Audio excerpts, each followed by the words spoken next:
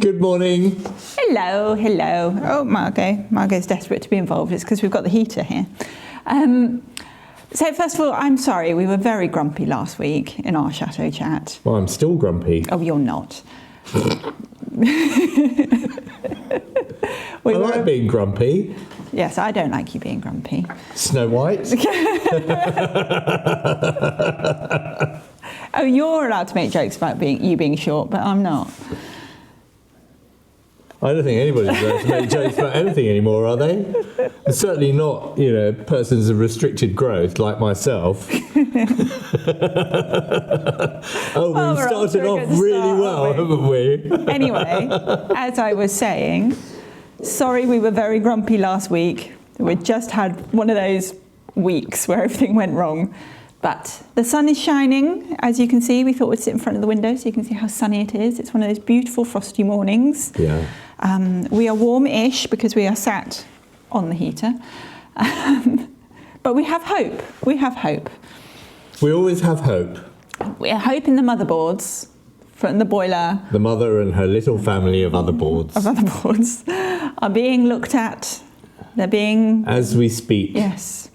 So, and we hope and pray that they've had a fantastic break and they've had a good rub down. Yeah. And they come back ready to take on the job in hand. All clean and refreshed and ready to work. And then once the motherboards are in and we know that they're working, then we've got to hope that the boiler works. Yeah, and then we've got a delivery of fuel coming next week. So yes. It's looking like heating for Christmas. But no, something we haven't done yet is make sure that all our new beautiful thermostatic valves work. That's your job. You've got to program. Oh, okay. So you're not going to play a part in this at all? No, you bought the fancy Wi-Fi things. You have to make them work. Did they come with instructions? You know when I hear this, right? I like. There are two words that ring in my head. That's rude. No, it's not rude. It's Costa Rica. Yeah, we'd just have other problems there. We'd need air conditioning all the time. We'd be complaining. I would need air conditioning. I don't need air conditioning. We'd be complaining that the air conditioning didn't work. I don't like air conditioning. So I'd become completely acclimatized to the heat. When it's really, really hot, you just find that you move slower, don't you? When you sort of like in the southern Spain, for example, where they get really, really high temperatures, they have lunch, a long lunch, and then they have a siesta. And then, they might roll back into work about, like 6 o'clock in the evening and then work till 10. Then they go out to dinner about 11 and then they go to bed about 2. Yeah, but I need to be in bed by 9:30. Well, so do I. Okay, well, so that's southern Spain out then. Not sure I know, it just sounds like a really great way to live, but I don't think it is, actually. I think it'd be a nightmare. Yeah. I've got to be up at I've got to be awake at 6:30, otherwise, like, the whole day's ruined for me. So, Okay. So I know that doesn't apply to you. Anyway, what else are you going to talk about? So, try and talk about something interesting, really. So we thought, even though we are feeling better, for this week's episode, we're doing just a list of the problems, basically, a catalogue of chateau problems of why would you want to buy a chateau when you can have all of these problems. Grumpy episode, we could call it. Trying to put anybody who's interested, trying to put them off. Put them off. Don't be mad. Don't be mad. Stick to your one-bedroom flat. Yeah. Yeah, at least you'd be warm, and have all silly expenses and stuff like that. So, but I don't think we mean it. I think as soon as we've got some heat in here. I like the way you use the word we, the royal we. No, we don't mean it. Well, actually, Lionel does. This is going to turn into, me trying to renovate a whole chateau by myself whilst you're on a beach in Costa Rica. You're doing a fine job of the salon at the moment. Yes, well, if you could fund me, that would be great. Good luck with that. Yeah. So anyway, this week's episode will be a catalogue of problems It's really annoying when your husband interrupts all the time, isn't it? Go on. Sorry. Go on. Guys, shut up.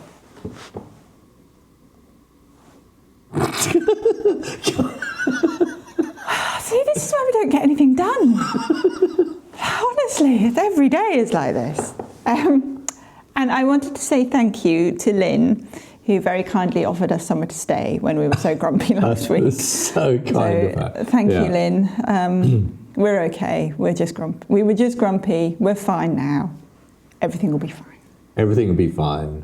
My, I don't know. I can't remember the last time I felt my feet. Yeah, I don't know where they are, to be honest. They could be off with the motherboards having a spa, as far as I'm concerned. They're so cold. Lynn, thank you very much indeed. Yeah. But believe me, if it becomes an emergency, we'll be there, knocking on your door. Take advantage of heating. Anyway. I just realised, so this week's episode is going to be reasons not to buy a chateau. And then this afternoon we're going out filming at another property that's for sale to do a tour of the property, because this is this new series that we want to do of doing like chateau tours. So we're starting with one that's not a chateau, but just to get us into it, I think. It's a logis, which apparently is what our chateau used to be, was a logis.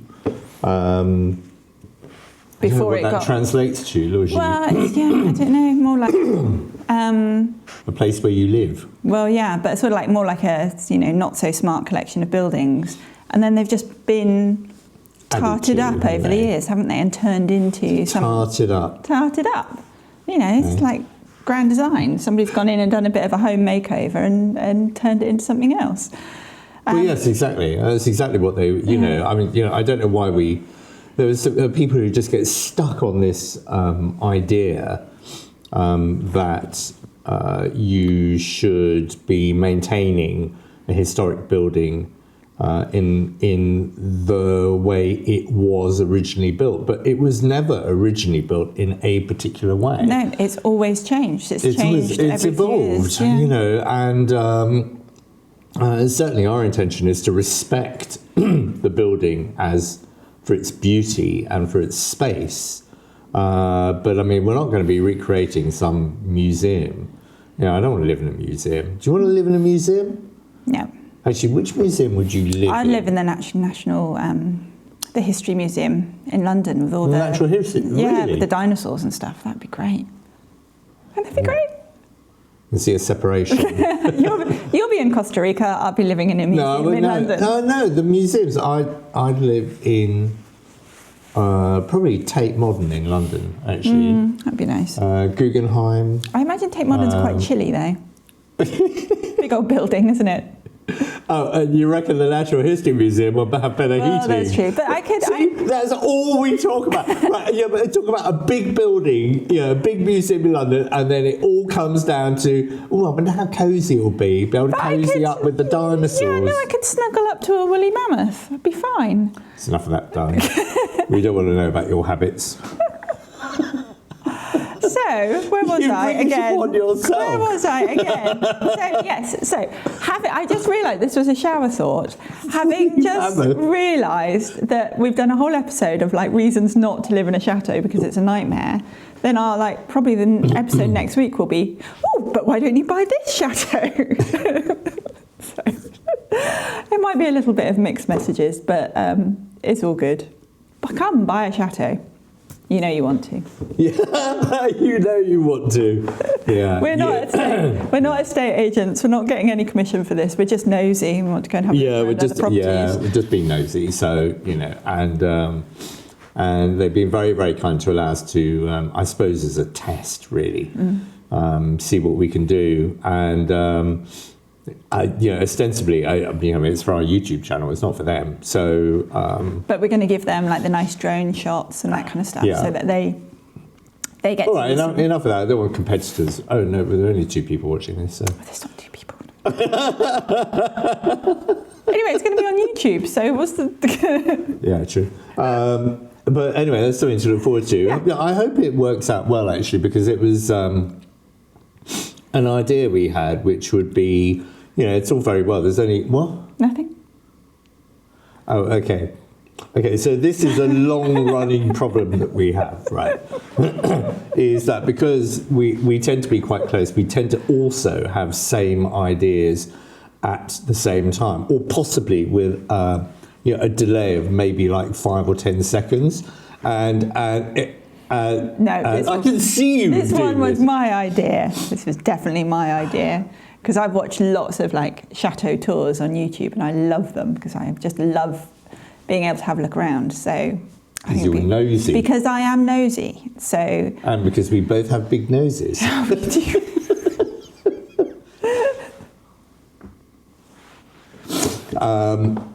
So that'll be fun this afternoon. Just descending into madness. Just chaos. Look, I wrote a list of things to talk about, and I can't. You'll never get through all of that. I never get through my list. Oh, and we had fun and games yesterday when we were. What's in your tea this morning? You're very chirpy. You must stop putting rum in the tea. Fun and games in the garden yesterday when you saw that wild boar. Whoa, that was scary. We were doing the sort of like our habitual morning walk with the doggies, where we just walk around the whole of the grounds. And down there is where there's sort of a couple of bosquets, large bushes of trees. And we were walking, and I happened to look up towards the chateau. There's still a fallen tree there. And there was a sort of like shadow of a large animal. And don't ask me why, but I thought, what's that? That's a small horse. What is that? Is that a donkey? No, it's not a donkey. It's a wild boar. And then I just screamed. And then we grabbed, as best we could, the dogs, who were completely snuffling around, having a good time. They didn't see it at all. Totally oblivious. Yeah. And then this thing, I mean, it was big, it was, I won't be able to see, I guess it was about this high off the ground. And in terms of size, it was like that. And from its back to its tummy was like that. It was a massive thing. And, it wasn't being aggressive or anything. It was just toddling along, pop, pop, pop, like that. Totally ignoring me and the dogs, totally. But it must have got itself in here through a gap in the fence and then couldn't find its way out. So we got in with the dogs, and then we were watching it running around outside, which is when I managed to film a little bit of it. But we're just so scared because last year? Yeah, Mimi got attacked by one, and it very nearly killed her. It very, very nearly killed her. So we're very, very lucky that she survived. Because they have these like big teeth, horns. Yeah. And this one, so we don't anymore. We used to just let Mimi at night just run at night to go and have her do her constitutional. And unfortunately, there was one of these creatures, and we're assuming it had its I don't know what they're called, children. It's babies, baby boars. What are baby pigs called? Piglets. Piglets. It's borets. Well, and it was it couldn't get out of here, and so we reckon that because Mimi then ran at it, it immediately went into defensive mode and attacked Mimi. And with its horns, it literally just stabbed her here in the chest, cut her up, and there was a big hole here on her shoulder. I mean, like that big. And try getting a vet late at night to respond. Anyway, we did, and I remember that on the phone the vet said, describe it to me. And I said, no, this is really serious. And he said, no, you'd probably be all right if you come tomorrow morning. I said, no, absolutely not. And when we got there, to his credit, he said, no, you are absolutely right to come now. And he operated on her overnight in a small local village, and patched her all up. It was, it was extraordinary. Oh God, I mean, what a brilliant man. Yeah, it's going to be. Might have to change the subject. Okay.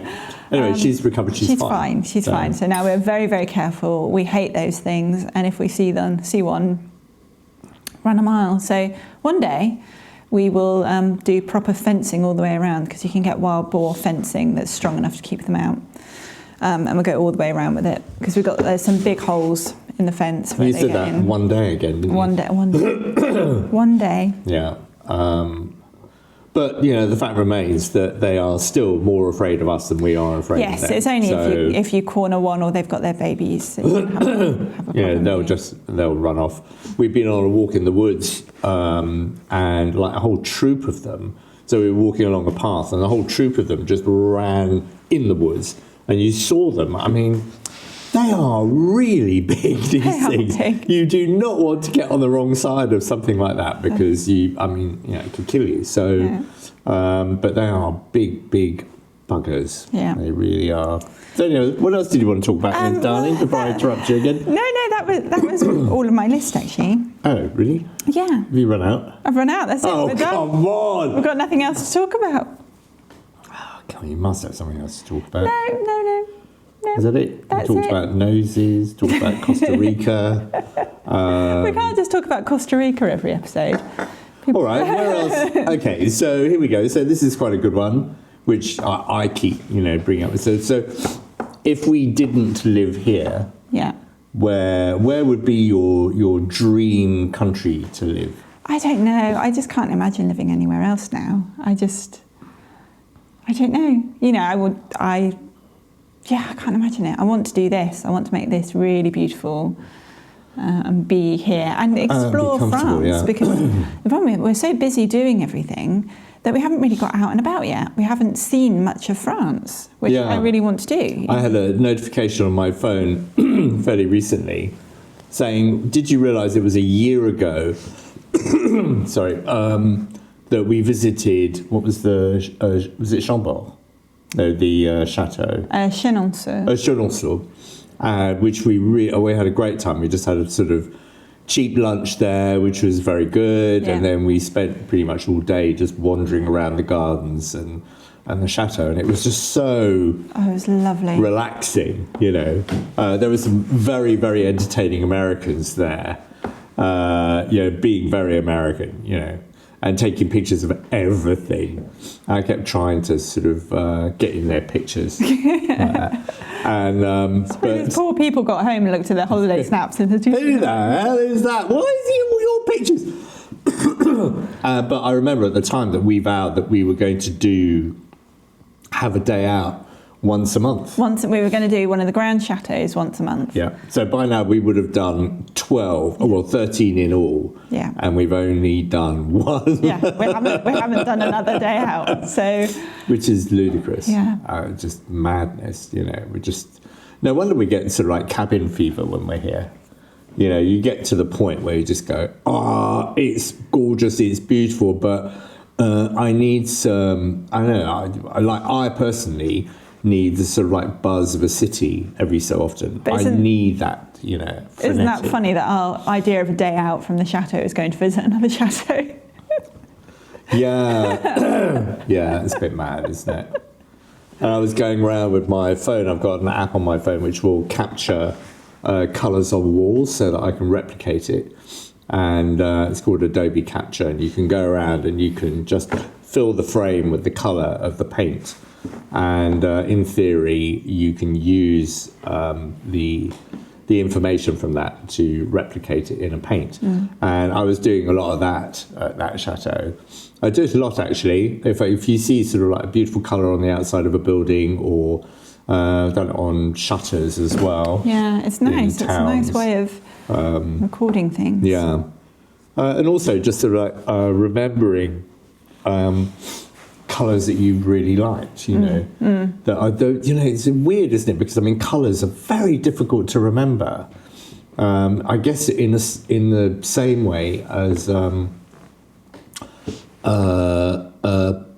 scents, fragrances are really difficult to remember. Yeah, that's true. However, they do.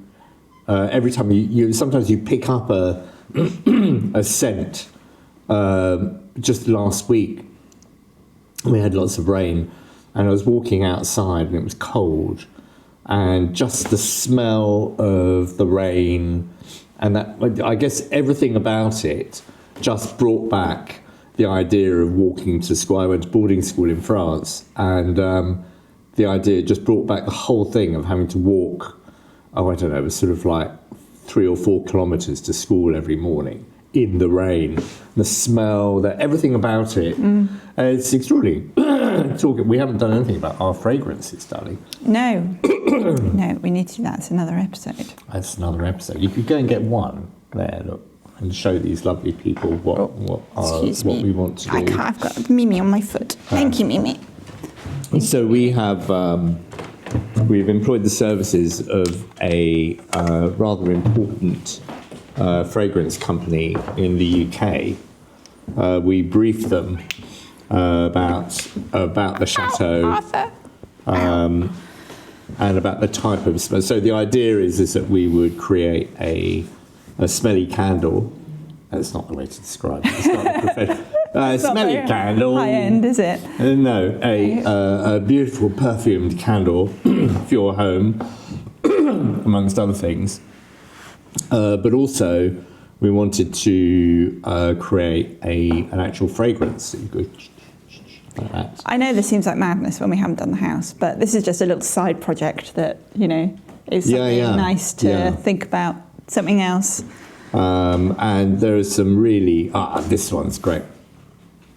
This one, so in our brief to them, went into an awful lot of detail, and the feel and the smells that you get from this place, which obviously vary. In the summer it's this, in the autumn it's this, in the winter it's this, and they've come up with, I don't know how many in all. We've got 6. So we've got 6 different fragrances, and this one is fantastic, Royal Amber, which is sort of evocative of Faultival.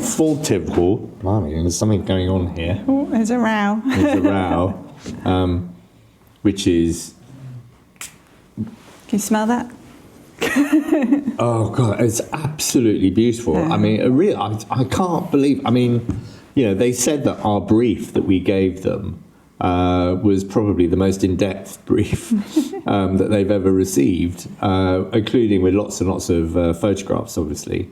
This one is great as well. This is cigar smoke. I won't spray it again because otherwise you end up just with a mixture. But the cigar smoke is wonderful. It's sort of like almost evocative of, you imagine Churchill sitting in the salon with a large Armagnac smoking away, or Che Guevara. There's all of that going on. I just I love the idea of these wonderful characters. There you go. You see, what about your fantasy dinner?